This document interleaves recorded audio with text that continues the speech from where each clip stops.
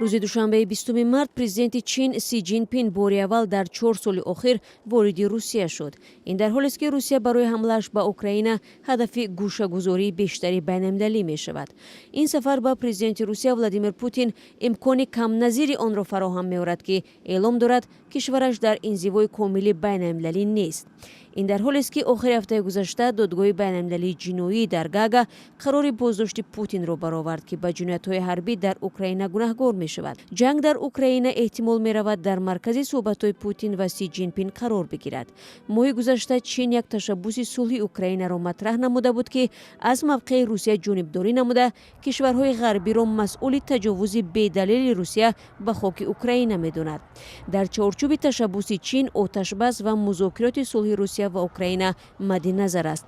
Кремлин аз барномаи Чин истиқбол кард. дар арафаи сафари раҳбари Чин президенти Русия Владимир Путин аз устувории равобити байни ду кишвар ситоиш кард ва гуфт ҳаргиз ин равобит ба ин андоза мустаҳкам набудааст. Путин дар як матлаби худ, ки рӯзи 19 март дар Женмин Жибао нашрияи расмии ҳизби коммунистии Чин нашр шуд, талош кард Русия ва Чинро ҳамчун иттифоқчиёни наздике тасвир намояд, ки зидди султалталабии Амрико ва тавсеяи НАТО аз ҷумла дар қораи Осиё ва Уқёнуси Ором муттаҳид шуданд. дар ин матлабаш Путин ҳамлаи бедалили худро ба Украина, ки боиси ҳалокати даҳо ҳазор нафар шуд, рӯйпӯш карда, онро буҳрони дохилӣ ном бурд, ки аз сӯи НАТО барангехта шудааст.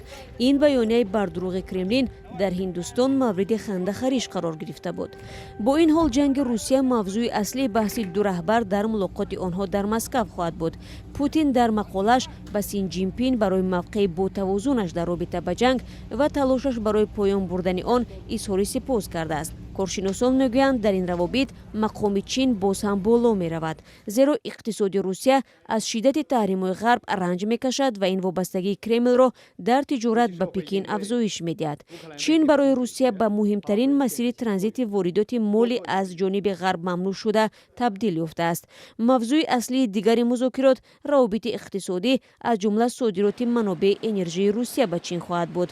Путин ва Си Ҷинпин дар зарфи 13 соли ахир тақрибан 40 бор дар мақомҳои мухталиф мулоқот карданд. бори охир президенти Чин соли 2019 ба Москав сафар дошт. раҳбарони Чину Русия моҳи сентябри соли 2022 дар як нишасти амниятӣ дар Узбекистон вохӯрданд.